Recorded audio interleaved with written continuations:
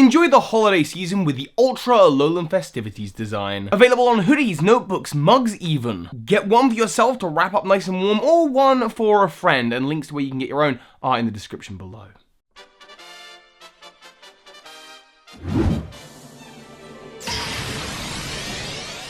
Hey Pokemon Masters, Berkey Toby here, and welcome to today's video, something a little less edited, something a little bit different. When I first started my channel, I was actually going to do reviews about Pokemon. I actually did a review of Pokemon Omega Ruby and Alpha Sapphire, and that never really took off, and I don't intend for this to be a series either. That said, there's something I have to give you my honest thoughts on. Pokemon the movie, I Choose You, the retelling of Ash Ketchum's original adventure with changed characters and locations and story beats, and finally, we're getting a movie about Ho-Oh. Oh yes, this is the 20th Pokemon movie, and there have been a lot of other specials like Mewtwo Returns and The Legend of Thunder and Pokemon Chronicles, as well as Pokemon Origins, and all this time, we've never had a movie about Ho-Oh. And with it going back to the original anime, but then bringing it into a new animation style, this story had the potential to be possibly the best Pokemon movie ever. It wasn't. Now, of course, I'm going to have to give if you want to see the full movie and you don't want it spoiled for you, not that Pokemon movies tend to be spoiler-like movies, there will be spoilers ahead. I'm going to tell you the whole plot in this video, so if that doesn't interest you, I'm very sorry. New video later on in the week, though. And also, I am poking fun at the film, but also note that I love Pokemon. I love the Pokemon franchise. I love that they are doing Pokemon movies. I watch them every year out of a sort of need to keep up with them. And honestly, despite their flaws as films, just as a Pokemon fan, I do enjoy them.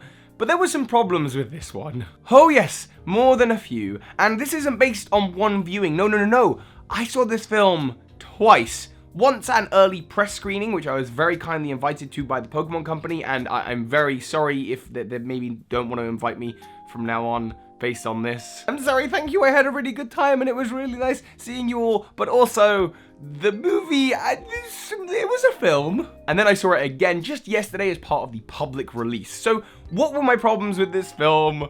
Let's get on to it, and also, spoilers ahead. Now, I'm going to say, before I get onto the bad, there were a few really good elements. I loved all the throwbacks to the classic stuff. The opening sequence where you have a Blastoise battling a Venusaur, they reference the trainers from the Pokemon first movie who use Root and Shell Shocker. All that stuff was really cool, and seeing the interior of Ash Ketchum's bedroom and Professor Oak's lab where there were maps of different Pokemon regions, including Unova, all that stuff was awesome. And even later on in the film where some Pokemon were getting possessed and had a shadowy aura about them and were attacking Pokemon, I thought was kind of like a very subtle nod to Shadow Pokemon, which I'm going to talk about in the future potentially. And also, they did such a good job with the legendary beasts. Entei, in my opinion, was like one of the coolest parts of this film. Just the way they handled them, the way they dealt with them was incredible. And of course, seeing all of those classic moments remastered into beautiful, up-to-date graphics and animation styles was really awesome. But one of the first things that jarred me was the ridiculous physics in the film. Now, of course, it is an anime, and in the Pokemon show, we've seen Ash Ketchum jump ridiculous heights and that kind of things before, but sometimes it was just a little bit too much for me. There's a scene where Ash is on the back of a rampaging Onix, and he runs up the front of the Onix and then jumps ahead of it, and just because of the way the physics would work, Onix would have caught up to him before he hit the ground. It would have run him over, but instead he just stands there for a good few seconds like, stop Onix, stop! And I'm like, dude, you've been splatted. Speaking of Ash getting hurt, there is an absurd amount at the beginning of Ash Ketchum falling down the stairs, and it's a joke that didn't land the first time, and they repeat it like 2 or 3 times. I guess that's in there for the kids. I don't know, I'm like, Ash Ketchum is starting his journey with at least a few broken bones. As we get into the early stages of the film, we meet Ash Ketchum's 2 new companions for this film, Verity and Sorrel, which is a name, apparently. Sorrel wants to become a Pokemon professor and has a Lucario. Okay, sure, a fan favorite, why not? And Verity is a sort of boisterous, tomboy-type girl who loves water Pokemon, oh, that's right, it's Misty. Except they don't have Misty, they just have this character instead. And she's different to Misty in absolutely no way. There is a little bit of backstory that they decide to hint in there, like she has some different character development, maybe that's why they wanted to do it. Some backstory about her mum, who may or may not be Cynthia. We just see the side of her hair and I'm like, I think that's Cynthia. But guess what? We never find out. So what's the point really? You could have just had Misty in this movie. Sorrel's backstory is equally weird for a kid's film, where his Luxray is just, it rescues him in the snow and warms him up and then freezes to death.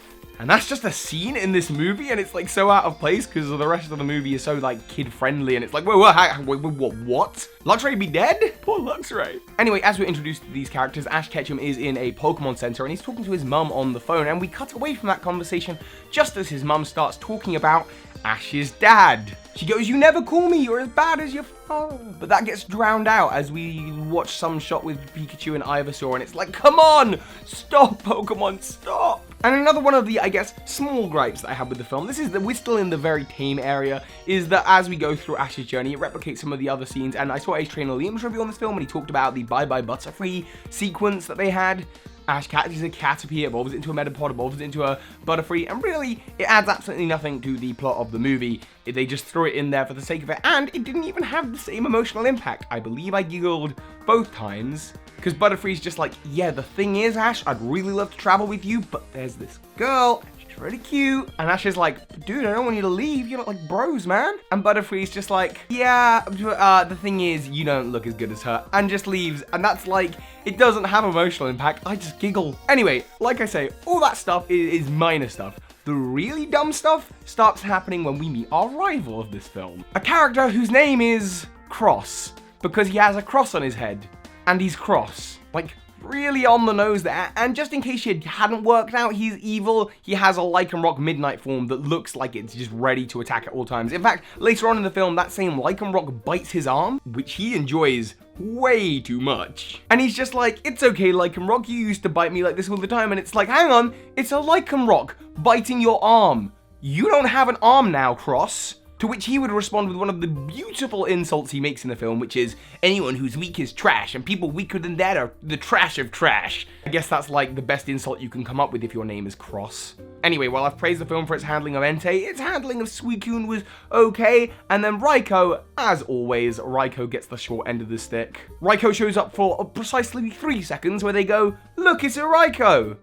And then nothing else happens with it. The whole plot of this film is that Ash and the gang are going to a mountain to meet Ho-Oh, the legendary Pokemon Ho-Oh, and on their way they are being stalked, of course, by the villainous Team Rocket, but you might as well forget they're there because they don't add any comedy, they don't add any interaction, they have no interactions with Ash Ketchum. Like, I don't even know why they were included in this film. I think the writers of the film just went, well, Team Rocket's gotta be in it too, after writing the whole plot, and just sort of threw them in there. They don't even speak with Ash at any point, or interact with his journey anywhere. He is of course also being stalked by Cross for some reason, and when he gets to the mountain, he meets Banji, an old man who's clearly a reference to Red. And I remember when this film got announced and everyone saw the images of Banji, everyone was like, oh my goodness, is it Red? Is it confirming some kind of interconnected canon or something? Well, if you thought you'd get an answer, you won't.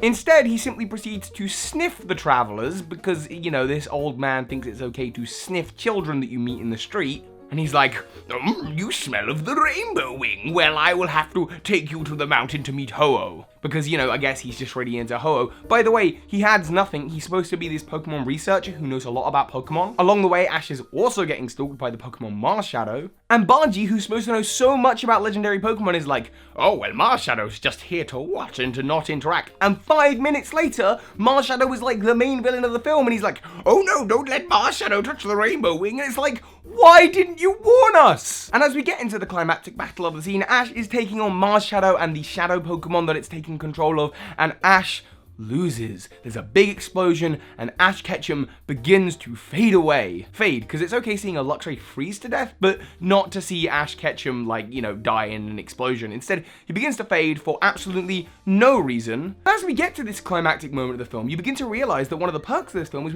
we've got to the end of a Pokemon movie, and no Pokemon have spoken. Oh wait. In a twist of events that made the entire cinema laugh at the Pokemon press screening, no less. So you're talking hardcore Pokemon fans all giggling at once when Pikachu opens its mouth. Clearly it's part of Ash's hallucinating as he fades into the abyss, but Pikachu speaks. This is in response to the question that Ash asks, why won't you get in your Pokeball, Pikachu? And Pikachu just says, and this is the biggest spoiler of the film, it's because I always want to be with you. What? What? No, Ash didn't. Pikachu didn't want to get into his Pokeball before he even met Ash.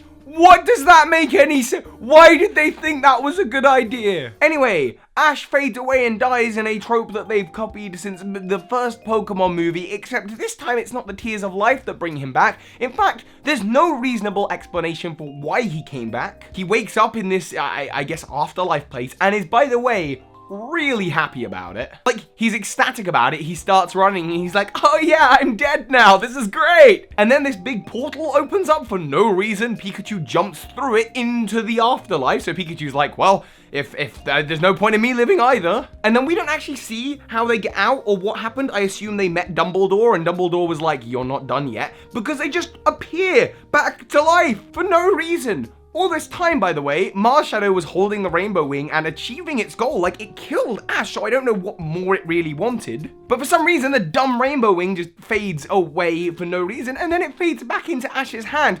I don't really understand how Marshadow lost this. Marshadow had the Shadow Pokemon turn against people, they killed the people, and then Marshadow's just like, nah, I'm out. They don't even beat Marshadow, by the way. It just fades away. It's just like, okay, well, I've done my bit for the film. What? You didn't deal with the problem? Marshadow's still out there.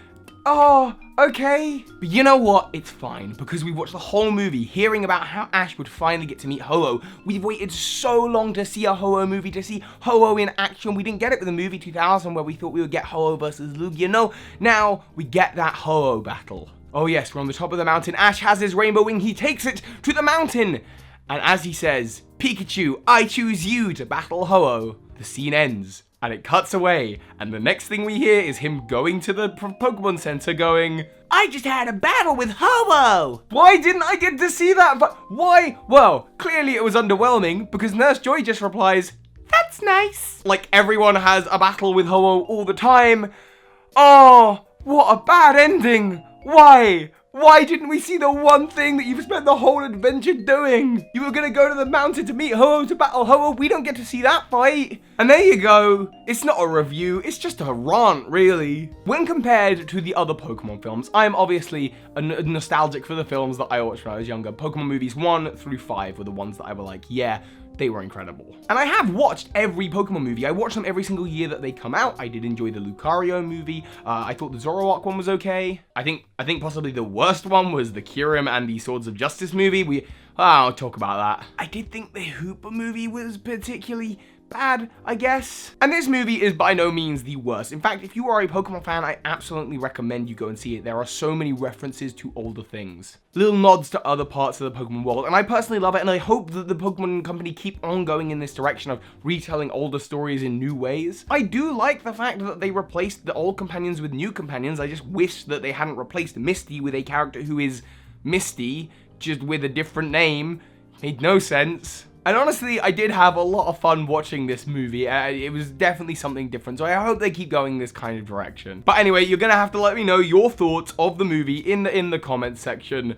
What did you think? Am I on the money here, or are you like, no, you're an idiot? And like I say, thank you so much to the Pokemon Company for even inviting me out in the first place to watch the film. Like I say, I did have a great time. It was lovely watching it. And it's also just so nice seeing Pokemon on the big screen.